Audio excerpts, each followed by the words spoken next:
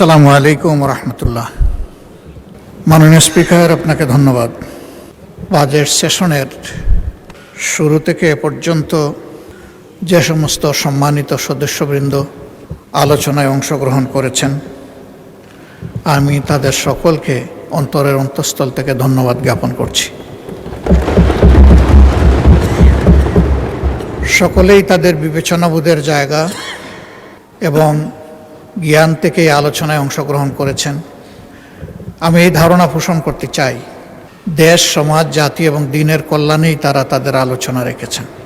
এটি ঠিক যে সকলের চিন্তাধারা একই ধরনের হবে না, সরকারি দলেও না, বিরোধী দলেও না। চিন্তা একই ধরনের হলে এত লোকের বক্তৃতার প্রয়োজন হতো না, এত সময় খরচ করতে হতো না। সবার পক্ষ থেকে দুই দিক থেকে একজন করে বক্তব্য রাখলেই বিষয়টা চুকে যেত। আমরা এখানে জনগণের ভালোবাসা এবং ভোটে নির্বাচিত হয়ে মহান আল্লাহর ইচ্ছায় আসার সুযোগ পেয়েছি এবং সবাই নিজের বিবেক, মহান আল্লাহ তাআলা আর প্রিয় জনগণের কাছে দায়বদ্ধ। এই দায়বদ্ধতার জায়গা থেকেই আমরা আমাদের বক্তব্য রেখে থাকি। বাজেট সেশন বছরের সবচেয়ে গুরুত্বপূর্ণ সেশন। এর ভিত্তির উপর পুরা বছরটি কেমন যাবে তাই নির্ভরশীল। আমি বিশ্বাস করি সকল সদস্যই সেদিকে খেয়াল রেখে তারা বক্তব্য উপস্থাপন করেছেন। আমি আমার বক্তব্যের সূচনায় গভীর শ্রদ্ধা প্রদর্শন করছি এবং তাদের জন্য মাগফিরাত কামনা করছি। মরহুম প্রেসিডেন্ট জিয়াউর রহমান, আল্লাহ তাকে শহীদ হিসাবে কবুল করুন। মৌলানা আব্দুল হামিদ খান ভাসানী, যার অসামান্য অবদান রয়েছে জাতির জন্যে। জেনারেল আতাউল গনি উসমানী, যিনি মুক্তিযুদ্ধে সফল নেতৃত্ব দিয়েছেন। স্বাধীনতার পতাকা উত্তোলনকারী আসম আব্দুর রব, যিনি সাহসী যুবক হিসাবে সেদিন গর্জন করেছিলেন। সকল শহীদ এবং জীবিত মুক্তিযোদ্ধা, 90-এর গণ আন্দোলনের শহীদ, 28 অক্টোবরের শহীদ, পিলখানা হত্যাকাণ্ডের শহীদ, শাপলা চত্বরের শহীদ, 17.5 বছর ফ্যাসিবাদী শাসনের বিরুদ্ধে লড়াই করতে গিয়ে যে সমস্ত লোক শহীদ হয়েছেন, বিশেষ করে আমার প্রিয় দলের সম্মানিত সিনিয়র নেতৃবৃন্দ। আমরা একটি কষ্টে ভোগা দল। আমাদের 1-2 করে 11 জনকে আমাদের বুক থেকে ছিনিয়ে নেওয়া হয়েছে। 12 নম্বর জন এখানে জীবিত আছেন। বাকি সকলেই দুনিয়া থেকে বিদায় নিয়েছেন। আল্লাহ তাআলা তাদের সকলকে শহীদের যথাযথ মর্যাদা দান করুন। তাদের দুঃখী পরিবারের প্রতি আমি গভীর সমবেদনা জানাচ্ছি। সেই সাথে 24-এর গণ অভ্যুত্থানের সকল শহীদ, আহত এবং পঙ্গু এবং ফ্যাসিবাদী আমলে গুম হওয়া সকল পরিবার, ব্যক্তি, তাদের সকলের প্রতি আমি গভীর শ্রদ্ধা এবং সমবেদনা জ্ঞাপন করছি। পিলখানায় নির্মমভাবে যাদেরকে হত্যা করা হয়েছে, জাতির শৌর্যবীর্যের জায়গায় মূলত আঘাত দেওয়া হয়েছে, আমি তাদেরকেও গভীর শ্রদ্ধায় স্মরণ করছি এবং আল্লাহ তাআলার দরবারে তাদের শাহাদত কবুল হওয়ার জন্য দোয়া করছি। সীমাহীন ত্যাগের মধ্য দিয়ে আজকের এই পার্লামেন্ট গঠিত হয়েছে।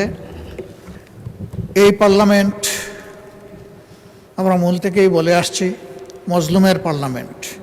সঙ্গত কারণেই আশা করি যে পার্লামেন্ট এমন কোনো আচরণ করবে না যেটা মজলুম দেশবাসীকে আহত করে। এই পার্লামেন্ট দায়িত্বশীল আচরণ করবে, জাতিকে স্বপ্ন দেখাবে, জাতিকে জাগিয়ে তুলবে, জাতিকে ঐক্যবদ্ধ করবে এবং জাতিকে সামনের দিকে এগিয়ে নেওয়ার চেষ্টা করবে।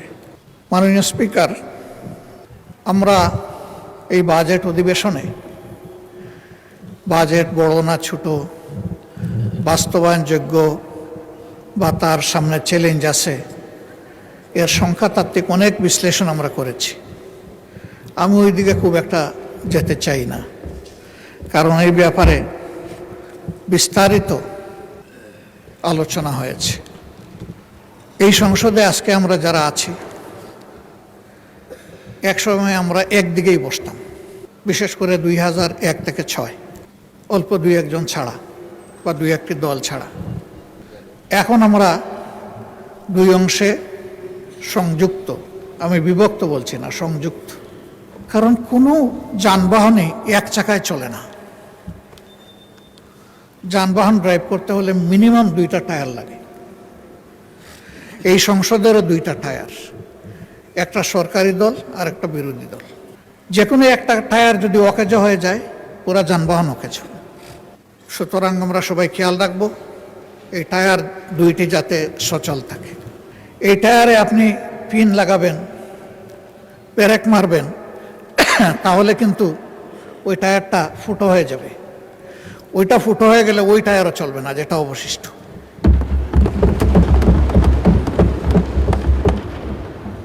একটা চমৎকার টেন্ডেন্সি আমি লক্ষ্য করেছি, প্রায় সকল বক্তা কুচি কুচি করে কাটার পরে বলেন এগুলো ছাড়েন, ছাড়িয়ে আসেন, আমরা ঐক্যবদ্ধভাবে দেশটা চালাই।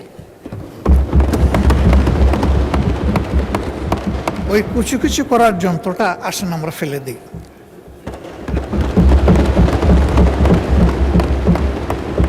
আমরা একটা বিউটিফুল ওয়ান্ডারফুল কম্বিনেশনে চলি।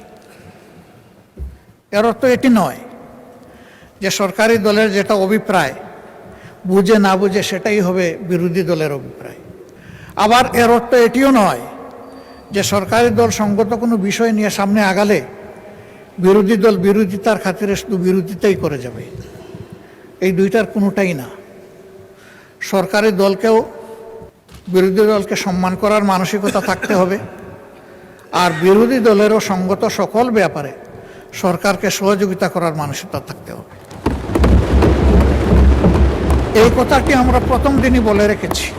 মাননীয় স্পিকার, অতীত অভিজ্ঞতা আমার নেই, আপনার আছে। এখানে আরও কিছু কিছু সম্মানিত সদস্যের আছে, তবে আমরা বেশিরভাগ নবীন। নবীনদের অধিকার থাকে প্রবীণদের কাছ থেকে শিকার, কিন্তু আমরা মন্দতা শিখতে চাই না, আমরা শিখতে চাই ভালোটা। অতীতে এই সংসদে দাঁড়িয়ে ব্যক্তিকে তুষামত করার জন্য গান হয়েছে, কবিতা হয়েছে, স্বপ্নবিলাস হয়েছে। প্রিয় জনগণের ট্যাক্সের টাকা খরচ করে এই সংগঠনে, এই সংসদে এটা হওয়া উচিত নয়। এটা তুষামতের জায়গা নয়, এটা দায়িত্ব পালনের জায়গা, দায়িত্ব বুঝে নেওয়ার জায়গা, দায়িত্ব পালন করার জায়গা।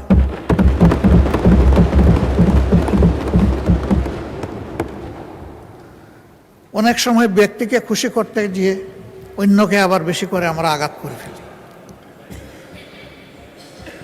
আমি প্রথম দিন আপনার মাধ্যমে অনুরোধ করেছিলাম অতীতের ব্যাড কালচারকে আমরা না বলি, বিশেষ করে এই সংসদে দাঁড়িয়ে চরিত্র হননের কোনো কাজ যেন না হয়, এবং আপনি যেন এটা এলাও না করেন। অভিজ্ঞতা বলছে তার কিছু উন্নয়ন হয়েছে, কিন্তু পুরোপুরি শেষ হয়নি। আমি আশা করব এরপরে আর এটা কন্টিনিউ করবে না। মাননীয় স্পিকার, বাজেট মূলত একটি জাতির টিকে থাকার এবং সামনে এগিয়ে যাওয়ার চার্টার। আমি ধন্যবাদ জানাই মাননীয় অর্থমন্ত্রীকে, সরকার গঠনের পরে খুব কম সময় পেয়েও একটা বিধ্বস্ত অর্থনীতির ধ্বংসস্তূপের উপর দাঁড়িয়ে তিনি সংসদে একটা বাজেট পেশ করেছেন। 234 পৃষ্ঠার এই বাজেট পাঠ করতে তার অনেক কষ্ট হয়েছে, কষ্ট হওয়ার কথা। কয়েক ঘন্টা তাকে দাঁড়িয়ে বক্তব্য রাখতে হয়েছে। তার উপর একটি গুরুভার অর্পিত হয়েছে এই সংসদ এবং সরকারের পক্ষ থেকে। আমি এও বিশ্বাস করি তিনি তার জ্ঞান মতো এই বাজেটকে সর্বোচ্চ চূড়ায় নিয়ে যাওয়ার, সুন্দর করার তিনি চেষ্টা করেছেন। কিন্তু তারপরেও তিনি এবং তার টিম ব্যক্তিগতভাবে মানুষ, সমষ্টিগতভাবে মানুষ। মানুষের কোনো প্রয়াস সম্পূর্ণভাবে ভুলের ঊর্ধ্বে হওয়ার প্রশ্নই ওঠে না। এর মধ্যে ত্রুটি এবং ঘাটতি থাকবে, এটাই স্বাভাবিক। এটা আমি করলেও থাকত। বিরোধী দলের কাজ হচ্ছে ওয়াচ ডগের কাজ করা। তারা তীক্ষ্ণ দৃষ্টিতে দেখবে এই বাজেটের মাধ্যমে জনকল্যাণের পরিবর্তে কোথাও জনগণের কোনো ক্ষতি হচ্ছে কিনা, এবং বিশেষ করে সমাজের ন্যায্যতার ভিত্তিতে যাদের পাওনা আছে তারা বঞ্চিত হচ্ছে কিনা, এবং কোনো জায়গায় জনগণের অর্থের অপচয়ের প্রস্তাবনা আছে কিনা, এই বিষয়গুলো দেখা মূলত বিরোধী দলের কাজ। সরকারি দলের বন্ধুরা বিরোধী দলের সমালোচনাকে কেউ কেউ ওয়েলকাম করেছেন, আমি তাদেরকে ধন্যবাদ জানাই।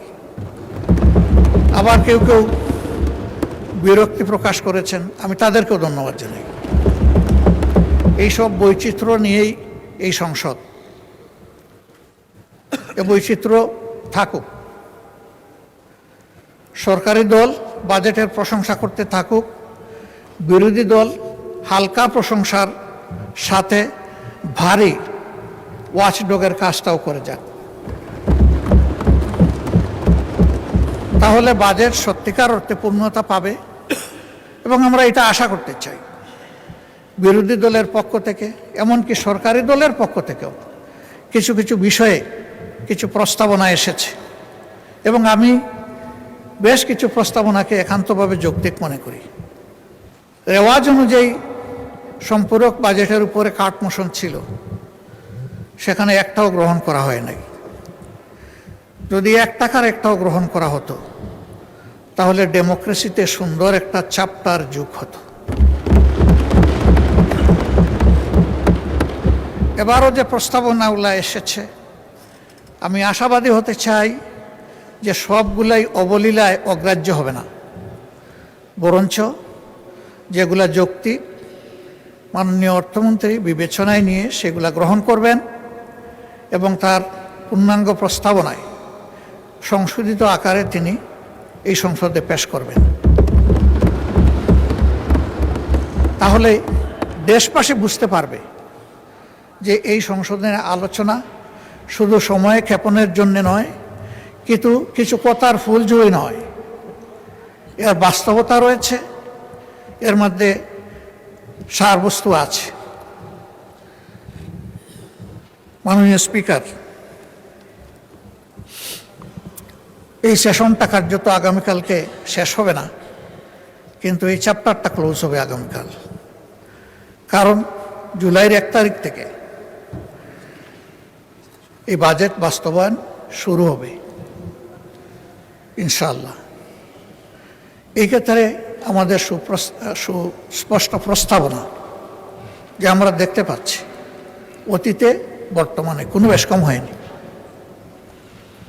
এটা জুলাই টু জুন হওয়ার কারণে এবং শেষের দিকটা বন্যা দুর্যোগ থাকার কারণে তাড়াহুড়া করে অর্থ ছাড়া হয়। সারা 10 মাসে 42%, আর এই সময় আরও 42% থেকে যা হয় পুরোপুরি। পরে এখানে অপচয় এবং লুটপাটের দুয়ার উন্মুক্ত হয়ে যায়। আমাদের প্রস্তাবনা কালকেও এখানে আলোচনায় এসেছে, পরশু এসেছে, এর আগেও এসেছে। আমরা আমাদের ছায়া বাজেটেও বলেছি যে ফিসকাল ইয়ারটা আমাদের ক্যালেন্ডার ইয়ারের সাথে মিলিয়ে দেওয়া হোক,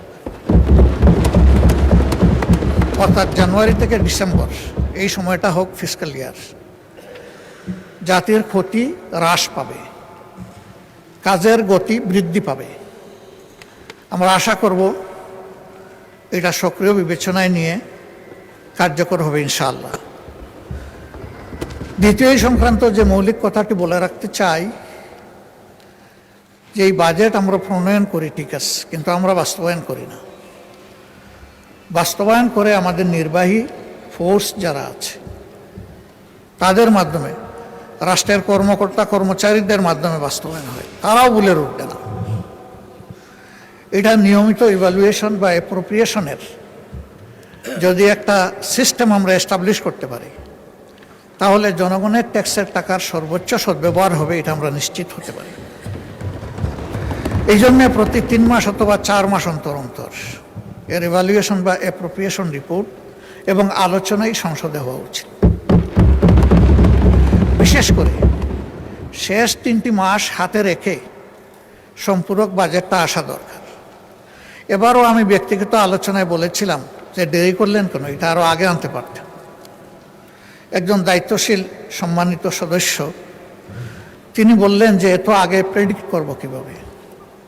আমি বললাম যখনই পরিকল্পনা নেওয়া হয়েছে প্রেডিকশন তো তখন হয়ে আছে, এবং এর একটা টাইম লাইনও হওয়া উচিত, কোন কাজটা কোন সময়ের ভিতরে সম্পন্ন হবে। যদি এইভাবে ইভ্যালুয়েশন এবং টাইম লাইন ফলো করে আমাদের বাজেট পরিকল্পনা বাস্তবায়ন হয়, তাইলে 3 মাস কেন 6 মাস আগেও প্রেডিক্ট করা কোনো অসম্ভব নয়। আর এখানেও আমরা দেখলাম যে অন্তত 20 দিন আগে তো প্রেডিকশন করা গেছে। তো 20 দিন আগের প্রেডিকশন যদি হয় তাইলে 3 মাস আগেরও প্রেডিকশন করা সম্ভব। তখন আর ওই যে অপচয় এবং লুটপাট, এটা সম্ভাবনাটা কমে আসবে। আমাদের সমাজে বাজেট বাস্তবায়ন বা উন্নয়নের সবচেয়ে বড় বাধা হচ্ছে দুর্নীতি, জবাবদিহিতার অভাব, সততা স্বচ্ছতার অভাব। এটি আমাদের সবচেয়ে বড় চ্যালেঞ্জ। এই চ্যালেঞ্জ একদিনে দূর হবে না, কিন্তু কোনো একটা জায়গা থেকে শুরু করতে হবে, এবং পদ্ধতিগতভাবে যদি এটা আমরা শুরু করতে পারি তখন এটা সুফল আমরা পেতে পারি। মাননীয় স্পিকার, আমাকে কতটুকু সময় দিবেন আগে বলেন নাই, আমি ধারণা করে নিচ্ছি এই সংসদে কেউ কেউ যেভাবে আনলিমিটেড সময় পেয়েছেন, আজকে আশা করি আমিও সেই রকম পাবো। আপনাকেও আনলিমিটেড সময় দেওয়া হবে, বলুন। ধন্যবাদ মাননীয় স্পিকার, তবে আনলিমিটেডটাও লিমিটেড হবে ইনশাল্লাহ। মাননীয় স্পিকার, আমি সব খাতওয়ারি বিষয়গুলো এখানে আনবো না। যে বিষয়গুলোকে আমি সবচেয়ে বেশি গুরুত্বপূর্ণ মনে করি সেই বিষয়গুলো এখানে আনতে চাই। বাজেট দেশের জনগণের জন্য, এখানে সকল জাতি গোষ্ঠী অঞ্চল সমন্বিত হবে, সম্পৃক্ত থাকবে। তবে একটা ইনসাফ ভিত্তিক বাজেট তখনই হবে যখন সমাজের পিছিয়ে পড়া অংশ এবং অঞ্চলকে অধিক গুরুত্ব দিয়ে বাজেটে সম্পৃক্ত করা হবে, এবং এই বাজেটের সুফল যখন সবাই পাবে, কেউ এর সুফল থেকে বঞ্চিত হবে না। এই বাজেটে আমরা লক্ষ্য করেছি তার ব্যতিক্রম আছে। সেই ব্যতিক্রমটা নিয়ে অনেকেই কথা বলেছেন, আমিও আবার কথা বলছি। শিক্ষা জাতির মেরুদণ্ড। আমাদের শিক্ষা ব্যবস্থা ভালো নেই। বিভিন্ন ধরনের অনিয়ম অপকর্মের কারণে এটা বিশ্বের মিনিমাম স্ট্যান্ডার্ড আমাদের দেশ মেনটেন করতে পারে না। 18 কোটি মানুষের দেশে এতগুলা পাবলিক বিশ্ববিদ্যালয়, এতগুলা প্রাইভেট বিশ্ববিদ্যালয়, কিন্তু বিশ্ব র্যাঙ্কিংকে গুরুত্বপূর্ণ জায়গায় আমরা এখনো জায়গা করে নিতে পারিনি, বরঞ্চ দিন দিন আমরা পিছিয়ে যাচ্ছি। এর মূল কারণ এই শিক্ষা প্রতিষ্ঠানগুলো নিয়ে আমাদের কোনো নির্দিষ্ট ভিশন নেই, এবং সেই জায়গায় দক্ষতা বৃদ্ধির এবং দক্ষ লোকের সম্মান করার কোনো জায়গা নেই। বরাবরই রাজনৈতিক আনুগত্যকে প্রাধান্য দেওয়ার কারণে নিজেদের ইচ্ছা অনিচ্ছার লালন পালন করার কারণে আমাদের শিক্ষা পিছিয়ে যাচ্ছে। কোথায় গিয়ে থাকবে আল্লাহ ভালো জানে। থামাতে হবে, আর পিছনের দিকে যেতে দেওয়া যাবে না। এখন একটা জায়গা থেকে শুরু করে সামনে এগিয়ে যেতে হবে। সেই শিক্ষা আমাদের দেশে বহুমাত্রিক। এখানে সাধারণ শিক্ষা আছে, কেজি থেকে শুরু করে বিশ্ববিদ্যালয় পর্যন্ত। আবার এখানে মাদ্রাসা শিক্ষা আছে। মাদ্রাসায় আবার 2টি মৌলিক ধারা আছে, একটি আলিয়া মাদ্রাসা আর একটি কওমি মাদ্রাসা। আলিয়া মাদ্রাসা সরকারি কনসিডারেশনে যেটুকুই হোক আছে, কিন্তু বিশাল একটা অংশ কওমি মাদ্রাসা যারা, তাদের কোনো কনসিডারেশন এই বাজেটে নেই। অথচ সরকারের ট্রেজারিতে তারাও তো ট্যাক্স দিচ্ছে। প্রত্যেকটি নাগরিক কিন্তু পরোক্ষ এবং প্রত্যক্ষ কর পরিশোধ করে থাকে। তো তাদের তো হক আছে, তাহলে তারা কেন উপেক্ষিত হবে? হ্যাঁ, এখানে তাদের কিছু আশঙ্কা আছে। তাদের আশঙ্কা হলো সরকারি দান অনুদান সুবিধা যদি গ্রহণ করা হয় তাহলে এই শিক্ষা ব্যবস্থার উপরেও সরকার ইচ্ছামতো নিয়ন্ত্রণ আরোপ করবে। তখন ইসলামী শিক্ষার মৌলিকত্ব ক্ষুণ্ণ হতে পারে। যদি তাদের সম্মিলিত যে সংস্থা আছে হায়াতুল উলিয়া, তাদের সাথে বসে তাদেরকে নিশ্চয়তা দেওয়া যায় যে আপনাদের পরামর্শ মোতাবেকই এগুলা পরিচালিত হবে, আমরা জোর করে কিছুই চাপাবো না। রাষ্ট্রের ট্রেজারিতে আপনাদের হক আছে, আপনাদের হক আপনাদের হাতে তুলে দেওয়া আমাদের দায়িত্ব, আমাদেরকে এই সুযোগ আপনারা সৃষ্টি করে দেন, তখন একটা রাস্তা বের হবে। আমি মনে করি তাদেরকে এই বাজেটে ইনক্লুড করা উচিত। এখন মেকানিজম কি হবে, সরকার এটা বের করে নেবে। এই ক্ষেত্রে যদি আমাদের কোনো সহযোগিতা লাগে আমরা প্রস্তুত। আমাদের সহযোগিতা ছাড়াই যদি সরকার একা সমাধান করে বলে ধন্যবাদ দেব, অসুবিধা নেই, কাজটা হওয়া দরকার। এরপরে আমরা লক্ষ্য করলাম প্রাইমারি স্কুলের প্যারালাল সংখ্যায় যাই হোক ইবতেদায়ী মাদ্রাসা আছে, সেই মাদ্রাসাগুলোর কোনো অ্যাকোমোডেশন এখানে নাই, আমাদের বাজেটে নাই। তারাও শিক্ষায় কন্ট্রিবিউট করছে। আমি দাবি করব তাদেরকেও এর অন্তর্ভুক্ত করা। নন এমপিওভুক্ত যে সমস্ত শিক্ষা প্রতিষ্ঠান আছে ফ্যাসিস্ট আমলে, বাস্তবতা থাকা সত্ত্বেও অনেক প্রতিষ্ঠান এমপিওভুক্ত হয়নি। এটা ঠিক যে এই ধরনের বেশ কিছু প্রতিষ্ঠান থাকতেও পারে যাদের কোনো ন্যূনতম মান নেই, দেওয়ার মতো অবস্থা নেই। নিরপেক্ষভাবে নির্মোহভাবে মান যাচাই করে লাইকিং ডিসলাইকিং এর ভিত্তিতে নয়, কোনো এলাকা বা অঞ্চল বেদে বৈষম্য নয়, একটা কমিটি বা কমিশন করে শিক্ষা মন্ত্রণালয়ের অধীনে যাচাই বাছাই করে যেগুলা এমপিওভুক্ত হওয়া উচিত তাদেরকে আর ঝুলিয়ে না রেখে তাদের উপর আর জুলুম অব্যাহত থাকুক, এটা আমরা চাই না। আমরা চাই যে এটার অবসান হোক, এটার সমাধান হোক।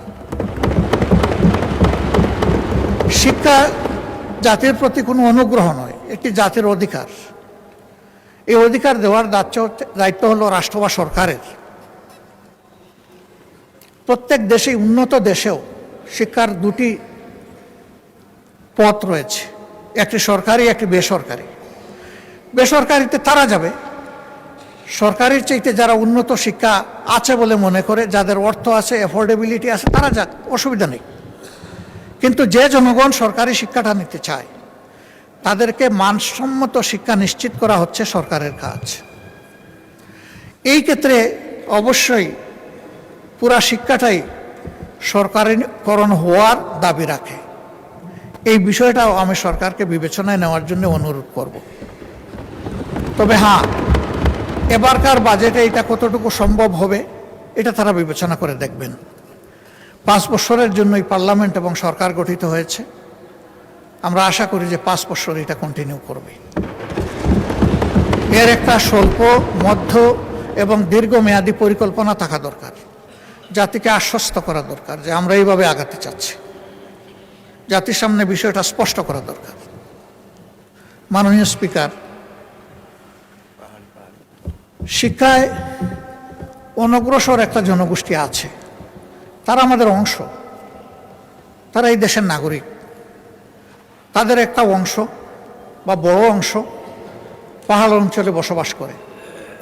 যোগাযোগে, স্বাস্থ্যসেবায়, শিক্ষায়, এই 3টা মৌলিক বিষয়ে তারা অনেক পিছিয়ে। এবং অনেক পিছিয়ে থাকার কারণেই পাহাড়ে অনবরত অস্থিরতা লেগেই আছে। তাদেরকে আস্থায় আনতে হবে, ন্যায্যতার ভিত্তিতে তাদের প্রাপ্য তাদের হাতে তুলে দিতে হবে, অতীতের বঞ্চনা সহ তাদের হাতে তুলে দিতে হবে। যদি এইভাবে তাদেরকে আমরা মূল ধারায় ফিরিয়ে আনতে পারি, আমরা আশা করি সেখানে দেশপ্রেমিক সেনাবাহিনীর আর কোনো সদস্যকে নিহত হতে হবে না। তারা তখন বিশ্বাস করতে শুরু করবে যে এই দেশ আমাদের সকলের, এই দেশকে বাঁচানোর দায়িত্ব, এগিয়ে নেওয়ার দায়িত্ব আমাদের সকলের। আমরা এই বিষয়েও আমি বিশেষভাবে দৃষ্টি আকর্ষণ করছি। বিশ্ববিদ্যালয়গুলো আমার প্রিয় দেশে কোনো মানে আসলো না, আসবে কিভাবে? বিশ্ববিদ্যালয়ে সেই রকম মানসম্মত কোনো গবেষণা নেই, গবেষণার জন্য পর্যাপ্ত ফান্ডও নেই, লজিস্টিকও নেই, এবং আমার ধারণা মন মানসিকতাও নেই। ইচ্ছা থাকলে তো একটা উপায় বের হয়। শিশু কান্না করলে তো মা কিছু দুধ দেয়।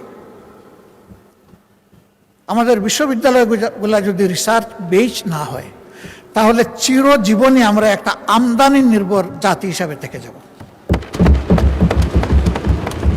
আমরা যে সমস্ত ক্যাপিটাল মেশিনারি, লজিস্টিক এবং আমাদের প্রয়োজনীয় পণ্য বিদেশ থেকে আমদানি করে থাকি, তাকে আমদানিই করতে থাকবো আর শুধু খুঁজতে থাকবো যে কোন দেশ থেকে ভালো আমদানি করা যাবে, নাকি একদিন আমরাও রফতানি করার জন্য এই পণ্যগুলো তৈরি হব। জাতিকে যদি এই ক্ষেত্রে তৈরি করতে হয়, অবশ্যই বিশ্ববিদ্যালয়গুলোকে গবেষণা কেন্দ্রে পরিণত করতে হবে। এবং আমি অনুরোধ করব, শিক্ষায় যে ফান্ড দিয়েছেন, যদি আরও সম্ভব হয় আরও ফান্ড দিয়ে, স্পেশাল অ্যালোকেশন দিয়ে অন্তত 5-7টা ইউনিভার্সিটিকে স্পেশালি ডেজিগনেট করা দরকার, স্পেশাল অ্যাসাইনমেন্ট দরকার, যে আমাদের জাতি আপনাদের কাছ থেকে এটি চায়। এই বাজেটকে আমি বড় বলবো না, ছোটও বলবো না, মধ্যমও বলবো না। আমি বলবো জাতির প্রয়োজনে যা দরকার সেই রকম বাজেটে নিতে হবে। আমি এটাও বিশ্বাস করি, রেভিনিউ আহরণে আমাদের যে আশঙ্কা, অতীত অভিজ্ঞতার আলোকে সরকার নিজে যদি সৎ হয় এবং সদিচ্ছা থাকে, তাহলে যে রেভিনিউ টার্গেট এখানে আমরা ফোকাস করেছি, তার চাইতে বেশি রেভিনিউ আহরণ করা সম্ভব। তবে 3টা বিষয়ের দিকে খেয়াল রাখতে হবে। আমাদের দেশে যারা ইনকাম ট্যাক্স দিয়ে থাকেন, আয়কর দিয়ে থাকেন, তারা 3টা ট্যাক্স দেন।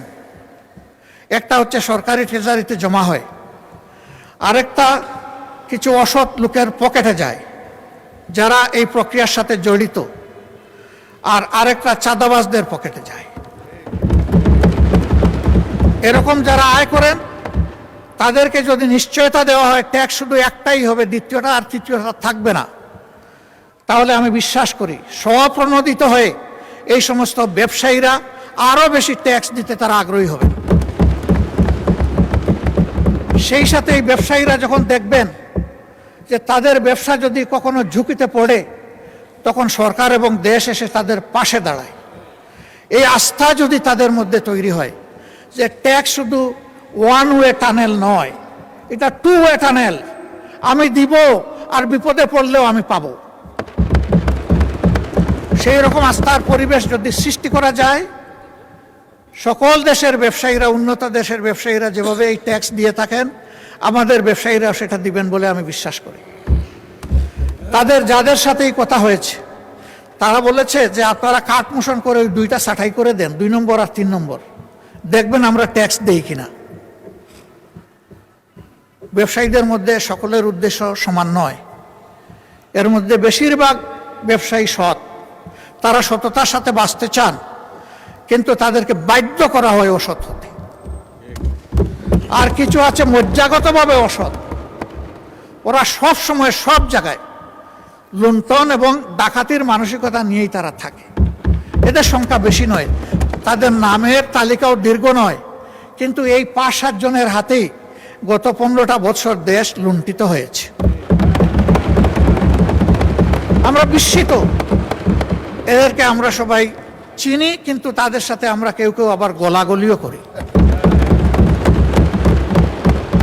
আজকে বাজেট ঘাটতি খুব বেশি নয়, আমরা সবাই বলছি আমাদের 28 লক্ষ কোটি টাকা 15.5 বছরে বিদেশে লন্ডার করা হয়েছে, পাচার করা হয়েছে। সেই পাচার করা অর্থ কিভাবে ফিরিয়ে আনা হবে, এই বাজেটে তার কোনো গাইডলাইন নাই, কোনো প্রস্তাবনা নাই।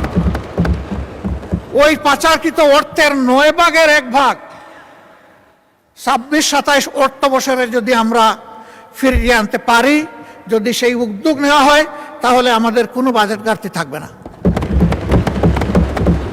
এ টাকা আমাদের, এ টাকা জনগণের। এই টাকা ডাকাতি, চুরি করে, লুণ্ঠন করে নিয়ে যাওয়া হয়েছে। জনগণের সম্পদ জনগণকে ফিরিয়ে দিতে হবে। আর সম্পদের সাথে কালপ্রিটদেরকে ফিরে আনতে হবে। শুধু সম্পদ আসলো, কালপ্রিটরা থেকে গেল, তাহলে কিন্তু সঠিক শিক্ষা হবে না। ওদেরকেও ফিরিয়ে এনে শাস্তির মুখোমুখি করতে হবে। তাহলে বাকি আর কেউ কালো হাত জনগণের সম্পদের দিকে বাড়ানোর আর সাহস করবে না। আর এই বিষয়টা যদি উপেক্ষা করা হয়, তাহলে আগামীতে এর চাইতে বড় ডাকাত তৈরি হবে। এবং এরা ধরে নেবে যে এই নিয়ে মিডিয়ায়, সংসদে একটু চিল্লাচিল্লি হবে, কথাবার্তা হবে, তারপরে সব মালিশ, আর কিছুই থাকবে না। এখানে আমরা দৃশ্যমান কার্যকর পদক্ষেপ দেখতে চাই। এর জন্য সংশ্লিষ্ট দেশসমূহের সাথে এমওইউ, চুক্তি যা করতে হয়, আইনগত সকল পথ খুলেই আগাতে হবে। কিন্তু এই গতিটা যেন হরিণের গতি হয়, কচ্ছপের গতি না হয়। কারণ এই সম্পদ যত তাড়াতাড়ি ফিরে আসবে, রাষ্ট্র তত বেশি উপকৃত হবে, আমাদের বঞ্চনা দূর হবে।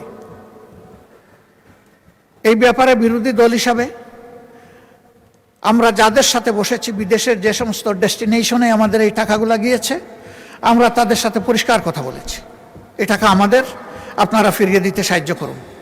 আমাদের সরকার যদি উদ্যোগ নেয়, তাদেরকে আপনারা সহযোগিতা করুন। বিরোধী দল হিসাবে আরও যদি কিছু করার আমাদের থাকে বলবেন, সেটাও আমরা করব। আমরা দেশকে ভালোবাসি। সরকারি দল, বিরোধী দল বড় কথা নয়। এখান থেকে অনেকেই বলেছেন যে আপনারা এত সমালোচনা করেন, একদিন তো আপনারা সাইড বদল করে এখানেও আসতে পারেন। আল্লাহ ভালো জানেন। তুতিল মুলকা মান তাশা ওয়া তানজিউল মুলকা মিম্মান তাশা। আল্লাহ ভালো জানেন ক্ষমতার পালা বদল কখন হবে, কারে দিয়ে হবে, কিভাবে হবে, তবে হবে, এটাই কথা।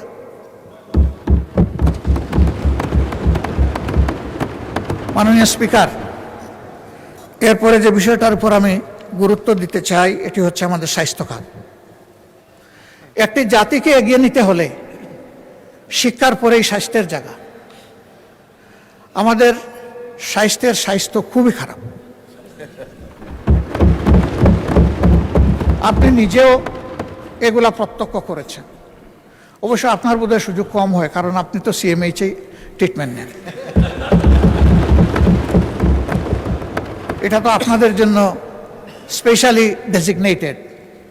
আমরা সেখানে যেতে গেলে হয়তো আপনাদের দোয়া নিয়ে যেতে হবে। কিন্তু আমাদের দেশে পল্লী স্বাস্থ্যকেন্দ্র থেকে শুরু করে মেডিকেল বিশ্ববিদ্যালয় পর্যন্ত সর্বত্র একই চিত্র। ধারণ ক্ষমতার 3 গুণ রোগী টার্নওভার, আউটডোরে, ইনডোরে, সব জায়গায়। এমনকি লজ্জা লাগে যে মানুষ জীবন বাঁচানোর তাগিদে, সুস্থ হওয়ার আশায় স্বাস্থ্যকেন্দ্রে যায়, হাসপাতালে যায়, সেই মানুষগুলো মাটির মধ্যে মেঝেতে শুয়ে আছে। কি করবে? হাসপাতাল কর্তৃপক্ষের তো এত বেড নাই, আবার রোগীকেও মানবিক কারণে ফিরাই দিতে পারছে না। তার চিকিৎসা এখনই দরকার। এখানে নতুন কিছু পদক্ষেপের কথা বলা হয়েছে। আমার এই ক্ষেত্রে সুস্পষ্ট অনুরোধ, যদি অবকাঠামো কোনো জায়গায় দুর্বল থাকে, আগে তা মেরামতের দিকে গুরুত্ব দেন। যদি লজিস্টিক্স সাপোর্টের শর্টেজ থাকে, যদি না, অবশ্যই আছে, আগে সেগুলা সংযুক্ত করেন। ম্যান পাওয়ার শর্টেজ আছে, আগে সেইটা দক্ষতার ভিত্তিতে পূরণ করেন। বিদ্যমান সেবা কেন্দ্র যেগুলো আছে, হসপিটাল যেগুলো আছে, এগুলাকে আগে মানে আনেন। আমি চিকিৎসা শাস্ত্রের একজন ক্ষুদ্র ছাত্র, বেশি দিন এই শাস্ত্রের সাথে থাকতে পারিনি। রাজনীতির ময়দানে চলে এসেছি, অল্প দিন সরকারি চাকরি করেছি। তারপরেও যা দেখি সমাজের একজন সাধারণ নাগরিক হিসেবে, আমাদের স্বাস্থ্য সেবার উন্নয়নের জন্য আমাদের কোনো ভীষণ আমার কাছে ধরা পড়ে না। আমাদের চিকিৎসক যারা আছেন, ম্যাক্সিমাম ক্ষেত্রে কপি অ্যান্ড পেস্ট। আমরা বিদেশকে নকল করি, আমরা নিজেরা কোনো প্রযুক্তি উদ্ভাবন করি না। একই ক্রাইসিস এখানে, অথচ এটি হচ্ছে একটা শতভাগ ক্লিনিক্যাল ওরিয়েন্টেড শিক্ষা। এখানে বই মূল বিষয় নয়, এখানে পেশেন্ট মূল বিষয়।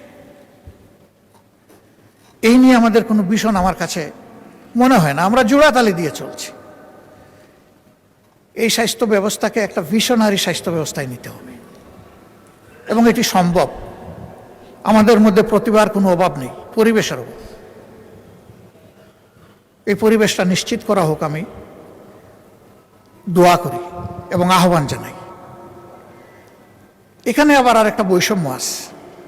আমাদের কিছু রেগুলেটরি সংস্থা আছে স্বাস্থ্যে, তারা ইন্সপেকশনে যান, ইভালুয়েশন করেন, খুব গুরুত্ব দিয়ে খুঁটে খুঁটে প্রাইভেট প্রতিষ্ঠানগুলোকে ধরেন, কিন্তু সরকারি প্রতিষ্ঠানগুলোও ওই রকম ইন্সপেকশন করা, ইভালুয়েট করা তাদের একই দায়িত্ব। সেখানে তারা এটা করেন না, সেখানে মহাপাপ করেও সবাই বহাল তবিয়তে থাকে, সেখানে কোনো ধরনের অ্যাকশন নেওয়া হয় না। এটা এখন নতুন না, ওই চলে আসতেছে ধারাবাহিক। ইনসাফ হচ্ছে, অপরাধ যেখানে, অপরাধ কন্ট্রোল করার দায়িত্ব সরকারের, সেখানে সমানভাবে দুইটাকে ট্রিট করতে হবে। এই দেশে সরকারি শিক্ষা ব্যবস্থায় বিদেশ থেকে ছাত্রছাত্রী আসার তেমন সুযোগ নেই, সার্কের একটু সুযোগ ছাড়া, এটাও খুব সীমিত।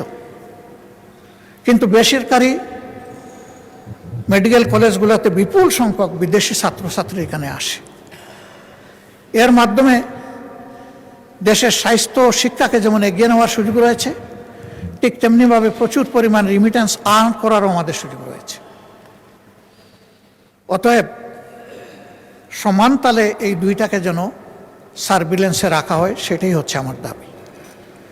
সম্প্রতি 8 দিন হসপিটাল নিয়ে এখানে কথা হয়েছে, অনেক কথা, আমি ওই সমস্ত তর্কে যাচ্ছি না।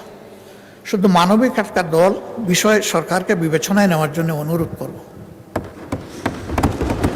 এই মেডিকেল কলেজটা, হাসপাতালটা একটা মেডিকেল কলেজের হাসপাতাল। এটার সাথে প্রায় 750 স্টুডেন্টের, মেডিকেল স্টুডেন্টের সম্পর্ক এবং প্রায় সমপরিমাণ নার্সের সম্পর্ক। এরা বই পড়ে ডাক্তার হতে পারবে না এবং কেবল বই পড়ে নার্সও হতে পারবে না। এদের রুগী লাগবে, হাসপাতাল লাগবে। তাদের কোনো বিকল্প অ্যারেঞ্জমেন্ট না করে এই হাসপাতাল যদি বন্ধ রাখা হয়, তাহলে এই ছাত্রছাত্রীদের ক্যারিয়ারের দায়িত্ব কে নেবে? অনুরূপভাবে বিদেশ থেকে পরবর্তীতে এই সমস্ত শিক্ষা প্রতিষ্ঠানে আর কোনো ছাত্রছাত্রী ভর্তি হওয়ার কোনো আগ্রহ রাখবে না, বলবে মাঝপথে আমরা ব্ল্যাক আউট হয়ে যাব। এই সিদ্ধান্তহীন, অস্থিতিশীল, অনিশ্চিত গন্তব্যে আমরা যাব না। তাতে কি দেশের লাভ হবে? এখানে যারা কর্মকর্তা কর্মচারী আছে, যারা মালিক পক্ষ আছেন, সংগঠিত গঠনের জন্য আমরা সকলেই খুবই অনুতপ্ত, আমরা শোকাহত। সঠিক তদন্তের মাধ্যমে কারো দোষ প্রমাণিত হলে তার বিচার হোক, শাস্তি হোক, আমাদের কোনো আপত্তি নেই। কিন্তু প্রতিষ্ঠানের প্রয়োজনীয় সংস্কার যেটা দরকার, সময় বেঁধে দিয়ে সেটা করে এই হসপিটাল অতি সত্বর খুলে না দিলে এই সমস্ত জিনিস হুমকিতে পড়বে।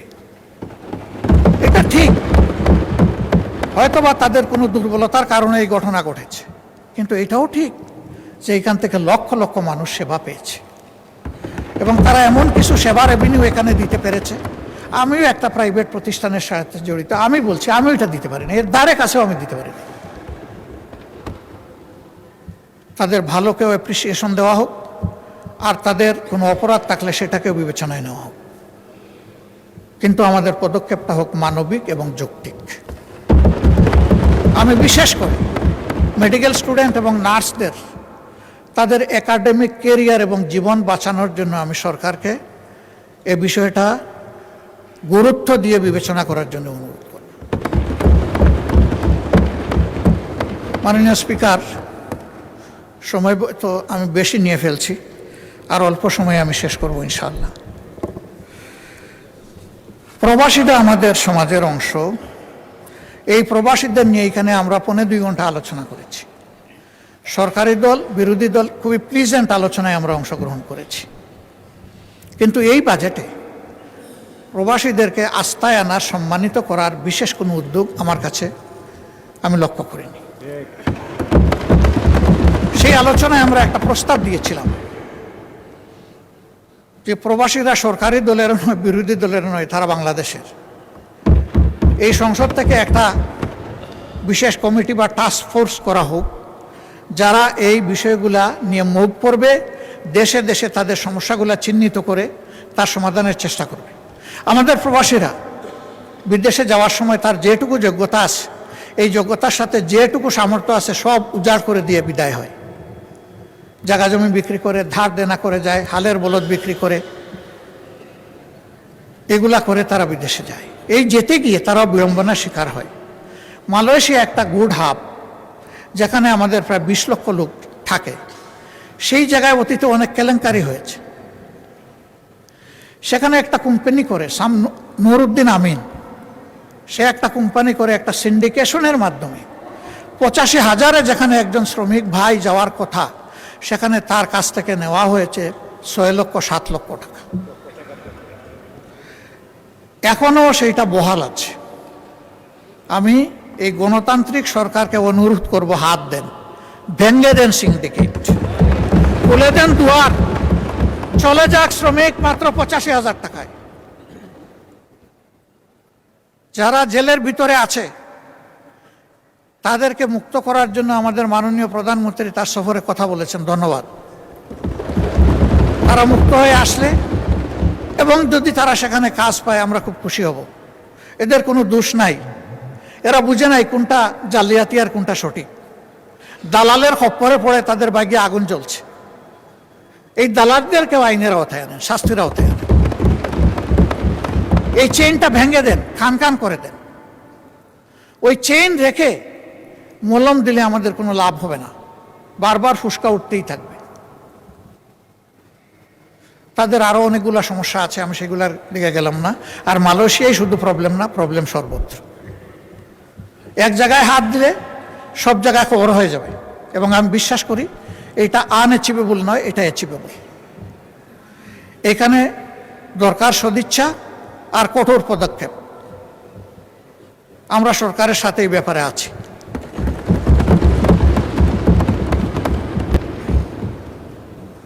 এই প্রবাসীরা আমাদের সম্পদ, তাদেরকে যেন আমরা যথাযথ সম্মান করতে পারি। আমি আবারও বলবো, গত সেশনে যে এই সেশনে যে ফ্রুটফুল ডিসকাশন হয়েছে, এর ভিত্তিতে কিছু একটা করেন, তাদের আস্থা ফিরে আসুক। যদি আমরা স্বচ্ছতা মেনটেন করতে পারি, আমাদের প্রবাসী ফ্লো আবার বেড়ে যাবে, অনেক বেড়ে যাবে।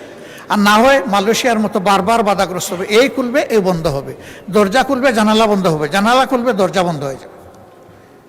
এই বিপদ থেকে বের হয়ে আসা দরকার। মাননীয় স্পিকার, এখানে এই বাজেটে আমাদের 71-এর মুক্তিযুদ্ধে যারা অংশগ্রহণ করেছেন তাদের পূর্বের ভাতাটা বহাল রাখা হয়েছে। খেতাবপ্রাপ্ত মুক্তিযোদ্ধাদের ভাতা কিছুটা বৃদ্ধি করা হয়েছে। আমি অনুরোধ করব সকলেরটা বৃদ্ধি করে দেন। প্রয়োজন সবার আছে। খেতাব যারা পেয়েছেন তাদেরকে তো জাতি আলাদা সম্মান করে, কিন্তু প্রয়োজনটা আছে সবার। এই জন্য সবাইকে এই জায়গায়, সম্মানের জায়গায় আমরা নিয়ে আসি। গত 17.5 বৎসরে যত মানুষ জুলুমের শিকার হয়েছে, এমনকি 28 অক্টোবর থেকে, 28 অক্টোবর শুধু জামাতের লোকেরা নিহত হয় নাই, একদিনে 34 জন মানুষ বিরোধী দলের নিহত হয়েছিল। তার মধ্যে 14 জন জামাত ইসলামের, 20 জন বিএনপির। পল্টনের ঘটনাটা ছিল সবচাইতে লোমহর্ষক, হৃদয় বিদারক, অমানবিক, পাশবিক। এই জন্য এইটা রেকর্ডে গিয়েছে। তাদেরকেও এই মজলুমের তালিকায় এনে 17.5 বৎসরে যারা খুন এবং গুমের শিকার হয়েছেন তাদের সকলকে বিবেচনায় আনা দরকার। জুলাই আন্দোলনে জুলাই যোদ্ধাদের যে সম্মান দেখানো হয়েছে, বিগত সরকার এটা দেখিয়েছে। আমি অনুরোধ করব এটাকে আরও আপফোল্ড করার জন্য। এই সরকার যেন আরও নতুন কিছু ভালো যোগ করে এখানে, তাহলে এই দেশের মায়েদের গর্মে বেশি বেশি করে বীর জন্ম নেবে ইনশাআল্লাহ। যখন বীর মাতারা দেখবেন তাদের সন্তানদেরকে সম্মান করা হচ্ছে, তখন এই দেশ বীরের দেশে পরিণত হবে। এর সর্বশেষ ভিকটিম হচ্ছে শরীফ ওসমান হাদি। আল্লাহর দরবারে তারও শাহাদত কামনা করছে। এই সবগুলার শুধু সামাজিক মূল্যায়ন নয়, বিচারিক মূল্যায়ন হতে হবে। সব কালপিটদেরকে, সে যত বড় যত উঁচু মাপের হোক, তাদেরকে বিচারের আওতায় আনতে হবে। কিন্তু সরকারের এই 4 মাসে একটা গণতান্ত্রিক সরকার প্রতিষ্ঠিত হওয়ার পর বিচারের যে গতি এই সমস্ত ক্ষতিগ্রস্ত ব্যক্তি এবং পরিবার আশা করেছিল, সেটা আমরা দেখতে পাচ্ছি না। আমরা দৃশ্যমান অগ্রগতি দেখতে চাই এই বিচারে, এবং আমি বিশ্বাস করি আমাদের নেতৃবৃন্দ নিহত হয়েছেন বেশি, কিন্তু জনশক্তি কর্মী তো নিহত হয়েছে বিএনপিরই বেশি। দল হিসাবে আপনাদের একটা দায়িত্ব আছে নিজ সহকর্মীদের উপর ইনসাফ করার, সরকার হিসাবে দায়িত্ব আছে সারা দেশবাসী মজলুমদের উপর ইনসাফ করার। সেই ইনসাফটা আপনারা নিশ্চিত করেন। আমরা ইনসাফের কিছু তারতম্য দেখছি, সহযোগিতার জন্য দৃষ্টি আকর্ষণ করছি। প্রথম দিকেই সরকারের পক্ষ থেকে কিছু অনুদান দেওয়া হয়েছে 2টা ঈদে। একেবারে শেষ মুহূর্তে সময়ের কিয়ামত সময় গিয়ে আমাদেরকে বলা হয়েছে আপনাদের জন্য আছে, এ কাজটা করবেন না। সব জায়গায় সমাহারে দিবেন এবং একই সাথে সরকারি দল বিরোধী দল সবাইকে অবহিত করবেন। এটাকে তো আমরা খাবো না। হ্যাঁ, আমাদের দলের একজনের ব্যাপারে গতকালকে এখানে এক ভাই দাঁড়িয়ে কথা বলেছেন, আমরা তার ব্যাপারে দৃষ্টি দিয়েছি। এটা আমিও যদি হই তা আমাকেও আপনারা নিন্দা করবেন, অসুবিধা নেই। কিন্তু জনগণের হক শুধু আমরা বিরোধী দলের এমপি এই কারণে যেন নষ্ট না হয়। প্রসঙ্গত বলতে চাই, প্রথম অধিবেশনের শেষ বক্তব্যে মাননীয় প্রধানমন্ত্রীর আগে আমি একটু কথা বলার সুযোগ পেয়েছিলাম। যে এলাকার মানুষ আমাকে নির্বাচিত করে এখানে পাঠিয়েছে, মিরপুর কাফরুলের ঢাকা 15 আসনের মানুষ, তাদের কিছু সুখ দুঃখের কথা বলেছিলাম। মাননীয় প্রধানমন্ত্রী সদয় হয়ে আমাকে তার বক্তব্যে বলেছিলেন যে আপনার ওই বিষয়গুলো আমাকে আপনি দিয়ে সহযোগিতা করুন, তথ্য দিয়ে। আমি 4 দিনের মাথায় সেটা তার দপ্তর এবং সংশ্লিষ্ট দপ্তরগুলোতে পৌঁছেছি। এরপরে আবার কিছুদিন আগে একটা সফট রিমাইন্ডার দিয়েছি। হয়তো অনেক কাজের ভিড়ে চাপে তিনি এই দিকে খেয়াল দিতে পারেননি, কিন্তু আমি যে একটা ভুল করে ফেলেছি, আপনার এই আশ্বাসের পরে আমি যে এলাকার জনগণকে বলেছি যে মাননীয় প্রধানমন্ত্রী এটার দায়িত্ব নিয়েছেন, আপনারা আশ্বস্ত থাকুন।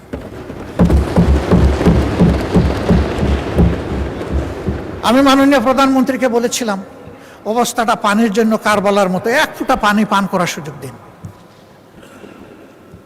পানির জন্য এখন ডেইলি সেখানে মানুষ বিক্ষোভ করে। আবার কিছু অসাধু ব্যক্তি রাজনৈতিক যুগ সাজসে রাতের বেলা এরা পানির পাইপ কেটে বিভিন্ন জায়গায় তাদের পাওনাটা আদায় করে, অবৈধ পাওনা আদায় করে সেখানে পানির অবৈধ সংযোগও দিচ্ছে। মাননীয় প্রধানমন্ত্রী, এখন আর এই এলাকা আমার থাকে নাই, দায়িত্ব আপনি নিয়েছেন, এখন এই এলাকা আপনার। বদনাম সুনাম যা হবে আপনার হবে, আমি কিন্তু ভার মুক্ত।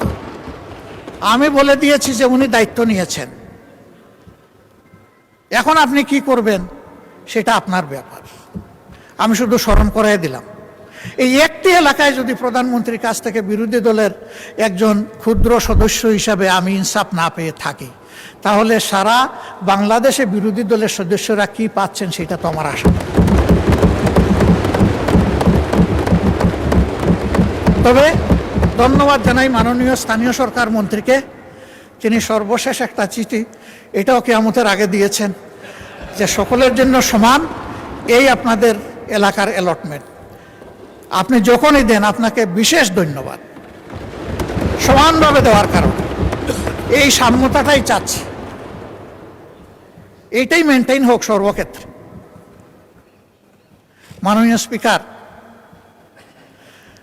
আমি সিলেটের মানুষ, একটা কথা সিলেটের ব্যাপারে বলতে হয়। সিলেট, উনি আবার হাফ সিলেটি, কাজে এখানে আমরা 1.5 জন 1+0.5। ঢাকা সিলেট যে মহাসড়ক 6 লেনের কাজ শুরু হয়েছে ফ্যাসিস্ট সরকারের আমলে, কিন্তু এটা দেখে মনে হচ্ছে এটা বোধহয় আগ্রার তাজমহল জাতীয় কিছু হবে। কত বছর লাগবে আমরা জানি না। গুইসাপের মতো হাঁটি হাঁটি এটার কাজ চলছে। প্রধানমন্ত্রী নিজেও কিন্তু এটা এক্সপেরিয়েন্স করেছেন, তাকে ধন্যবাদ। কারণ ওই রাস্তা দিয়ে চলতে গেলে বঙ্গোপসাগরে যাওয়ার দরকার নাই, ঢেউ দেখতে গেলে ওখানেই যাওয়া যথেষ্ট। এর একটা অবসান চাই সিলেটবাসী। আমি আপনার মাধ্যমে দৃষ্টি আকর্ষণ করলাম। যোগাযোগ মন্ত্রী মহোদয় আছেন, মন খারাপ করবেন না, আপনাকে সাহায্য করার জন্য বলেছি। দক্ষিণ পশ্চিমাঞ্চল যশোর, খুলনা এবং সাতক্ষীরা, এই 3টা জেলার বিস্তীর্ণ এলাকা ওয়াটার লকড হয়ে আছে দীর্ঘদিন ধরে। এর কোনো সমাধান নাই। ফলে কৃষক, কৃষি সব কিছু হুমকিতে পড়েছে, এমনকি শিল্পও হুমকিতে পড়েছে। আমি অনুরোধ করব অগ্রাধিকারের ভিত্তিতে এই বিষয়টার প্রতি নজর দিন। এবার মাননীয় স্পিকার, আপনি এখানে না থাকলেও আমি বলতাম, আপনি টাকার কারণে বলছি, আপনি মন খারাপ করবেন না, আপনি লজ্জা নেবেন না, আপনি ভাববেন না যে আমি আপনাকে খুশি করার জন্য বলছি। আমি আমার দায়বোধের জায়গা থেকে, দেশের ভালোবাসার জায়গা থেকে বলছি। ভোলা দেশের সর্বদক্ষিণের জেলা। এই জেলাটি অন্য কোনো জেলার সাথে স্থলভাগে সংযুক্ত নয়। এটাও একটা ওয়াটার লক জেলা।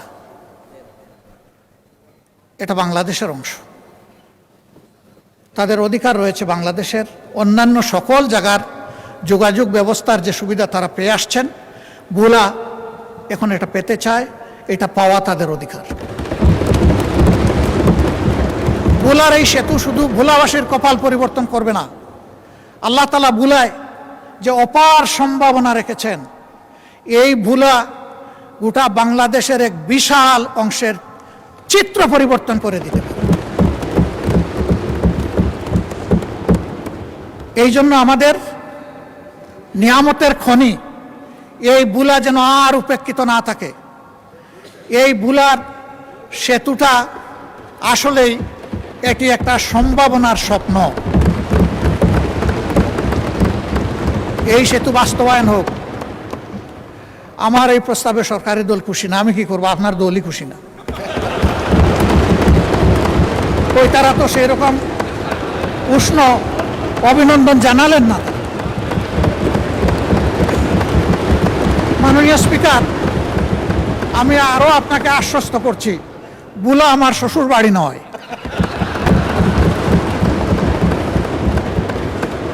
কিন্তু ভোলা বাংলাদেশের অংশ। বাংলাদেশের প্রতি ইঞ্চি জায়গাকে আমি বিশ্বাস করি এই 350 বা 348 জন সংসদ সদস্য অন্তরে ধারণ করেন, আমিও ধারণ করি। তাই আমার দায়বোধের জায়গা থেকে আমি কথাগুলো বলি। ভোলার উন্নয়ন পুরা দক্ষিণ অঞ্চলের উন্নয়ন বয়ে আনুক, আমি দোয়া করি। আর আমি কথা বাড়াচ্ছি না, অনেক সময় নিয়ে নিছি। আপনি আনলিমিটেড দিয়েছিলেন, আসলে আমি আনলিমিটেড করে ফেলেছি। ও, এই দিক থেকে আওয়াজ আসছে তিস্তা মহাপরিকল্পনা। আমি মাননীয় প্রধানমন্ত্রীকে অভিনন্দন জানাই আরেকবার। তার সফরের পরে অভিনন্দন জানিয়েছিলাম, আরেকবার অভিনন্দন জানাই। তিস্তা মহাপরিকল্পনা বিষয়ে তিনি শক্তিশালী বন্ধু দেশ চীনের সাথে কথা বলেছেন এবং পানি সম্পদ মন্ত্রী গতকাল তার বক্তব্যে আশ্বস্ত করেছেন যে ইনশাল্লাহ যে নামেই হোক কাজ শুরু হয়ে যাবে। আমরা নামের কাঙ্গাল নই, আমরা কামের কাঙ্গাল। কামটাই দেখতে চাই। নাম নিয়ে শেষ কথা বলে আমি বিদায় নেই। আমি সিলেটের মানুষ, চাকরি করেছি সুনামগঞ্জ, আমার বাড়ি মৌলভীবাজার, বিয়ে করেছি সিলেট জেলায়। 3টা জেলা আমার খাবার হয়েছে। তো সুনামগঞ্জে একটা শিক্ষা প্রতিষ্ঠান স্থানীয় লোকেরা গড়ে তুললেন তাদের নিজের অর্থে এবং পরিশ্রমে। ভালো মানসম্মত একটা কলেজ, কিন্তু এমপিওভুক্ত হয় না। এইটা 96-2001 সালের সরকারের সময়। কোন সরকার ছিল এটা বুঝতেই পারছেন। তো মন্ত্রী মহোদয় এলাকার যিনি ছিলেন, তার একজন ঘনিষ্ঠ লোককে এলাকার লোকেরা ধরলো যে আমাদের এইটা একটু আপনি করে দেন। সে যখন গিয়ে বলল, তো উনি বললো ঠিক আছে করে দিব, এখানে আমার নাম থাকবে কিনা। ওই যে তাদের সাথে আলাপ করে দেখি লিডার, আর সে আলাপ করছে, লোকেরা খুব মন খারাপ করছে যে সব কিছু আমরা করলাম, ওনার নামে এখন কলেজ দিয়ে দিব, এটা কোন ধরনের ইনসাফ। তো তারা মন খারাপ করে পাকিস্তান আমলের এক সরপঞ্চের কাছে গেছে, তখন তো আর মেম্বার ছিল না, সরপঞ্চ ছিল। এই বৃদ্ধ লোকের কাছে গিয়ে বলছে যে ঠেকলে নাকি বৃদ্ধের কাছে আসতে হয়, আপনি একটু বুদ্ধি দেন, কি করব। আমাদের যুবকরা শুনে তো খেপে গেছে, বলে যে সারা জীবন আমাদের এমপিভুক্তি হওয়ার দরকার নেই, আমরা এইভাবেই চলব। তো উনি বলে অসুবিধা নাই, ওই লোকটাকে দাওয়াত দাও যাকে তোমরা মাঝখানে ধরেছ, তার সাথে আমিও একটু বসতে চাই, তোমরাও থাকবা। তো ওই লোককে নিয়ে বসে বলছে যে ঠিক আছে মন্ত্রী মহোদয় এত বড় একটা কাজ করে দিবেন, আর তিনি আশা করেছেন তার নামটা থাকুক, এরকম একটা সমন্বয় হতে পারে যে তারও নাম থাকবে, এলাকারও নাম থাকবে। তো যদি এটা তিনি মানেন তাহলে একটা সমাধানে আমরা যেতে পারি। সে খুশি হয়ে গেছে যে প্রস্তাবে তো অর্ধেক মিলল। সে গিয়া যখন মন্ত্রীকে বলছে, মন্ত্রী তার গাড়ে ঠাস করে একটা চপ পড়ে বসাই দিচ্ছে। সে তো অবাক হয়ে গেল যে ভালো একটা প্রস্তাব নিয়ে আসলাম, উনি আমারে চোট দিলেন কেন। বলে যে তোর বাবারা কি বলছে তুই কি খেয়াল করেছিস, এলাকার নাম পাগলা। এখন যদি এলাকার নামের আগে আমার নাম হয় তাইলে অমুক পাগলা, আর যদি পরে হয় তাইলে পাগলা অমুক, যা কিছুই লাগবে না, ওরা তোরে জুতার বাড়ি দিয়েছে, আমি এর বিনিময়ে এমপিওভুক্ত করে দেব। আমি অনুরোধ করব আমরা যেন নামের পিছনে না দৌড়াই, আমরা যেন কাম নিয়ে পড়ে থাকি। ধন্যবাদ মাননীয় স্পিকার, কোনো ভুল হলে আমাকে ক্ষমা করবেন। প্রিয় দেশ এগিয়ে যাক, বাংলাদেশকে নিয়ে আমরা এগিয়ে যাই, যুবকদের স্বপ্নের বাংলাদেশ উপহার দেই এবং আমরা অতীতের গ্লানি থেকে বের হয়ে আসি। আল্লাহ হাফিজ, বাংলাদেশ জিন্দাবাদ। আসসালামু আলাইকুম রহমতুল্লাহ।